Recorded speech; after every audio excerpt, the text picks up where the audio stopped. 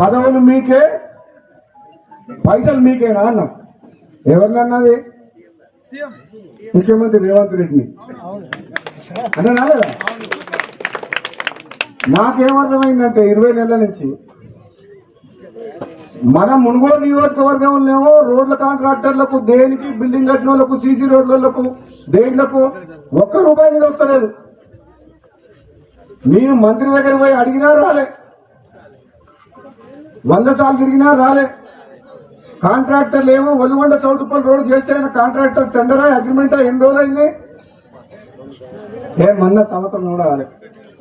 Valigonda Choutupalli road పని చేయమంటే bill ఇప్పి అంటుంది. బిల్లు ఏమో నా చేతులు లేదు. అది ఎవరిస్తే వస్తుంది? ముఖ్యమంత్రి ఇవ్వాలి.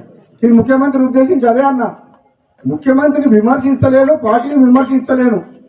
ప్రజలు నన్ను అడుగుతున్నారు, ప్రజలు రోడ్డు చేయమంటుండ్రు, ఇంకేదైనా పని చేయమంటుండ్రు.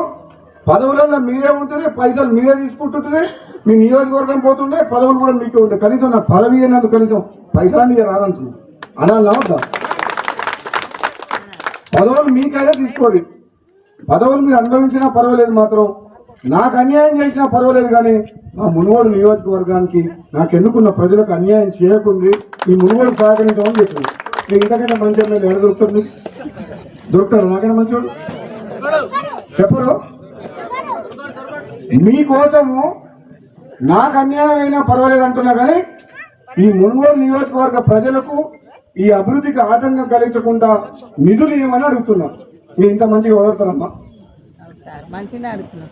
అందుకని అంటున్నా, తప్పకుండా రాబోయే స్థానిక సంస్థల్లో మంచోళ్ళని ఎన్నుకోరి.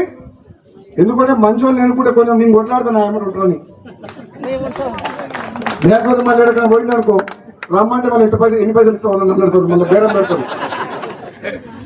పెడతారు. మంచోళ్ళని ఎన్నుకోరి.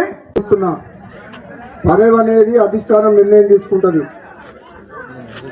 ఆ పదవి అనేది నాకు ఒక బాధ్యత తప్పితే అది వస్తే ప్రజలకు లాభం. అది వచ్చేటప్పుడు వస్తుంది. ఎన్ని రోజులు ఆపలేరు, మన ఆపగలుగుతారా? ఆపితే మనం ఊకుంటామా? నేను ఊకునే మనిషినేనా? నేను ఎప్పుడైనా సరే మీ గురించి ఆలోచిస్తున్నా. తప్పకుండా రామిరెడ్డి గారు, మీ కాలువ ద్వారా ఈ ప్రాంత ప్రజలకు వీలైనంత వరకు గతంలో నేను ఎంపీ ఉన్నప్పుడు కూడా చేపించిన, ఇప్పుడు కూడా నేను ఆలోచన చేస్తున్నా. రెండోది, రోడ్ల విషయంలో కానీ, హైవే విషయంలో కానీ, అండర్ పాస్ విషయంలో కానీ నా మీద బాధ్యత తీసుకుంటున్నా. మీరు నన్ను నమ్మండి. నేను చదువుకున్న వ్యక్తిగా నాకు మొత్తం అవగాహన ఉంది కాబట్టి ఈ ప్రాంతంలో ఉన్న రైతులను కాపాడే బాధ్యత నాది. ఈ ప్రాంతాన్ని అభివృద్ధి చేసేంత వరకు నేను నిద్రపోను. ఇంకా 3.5 ఏళ్ల సమయం ఉంది. మీరు నా మీద నమ్మకం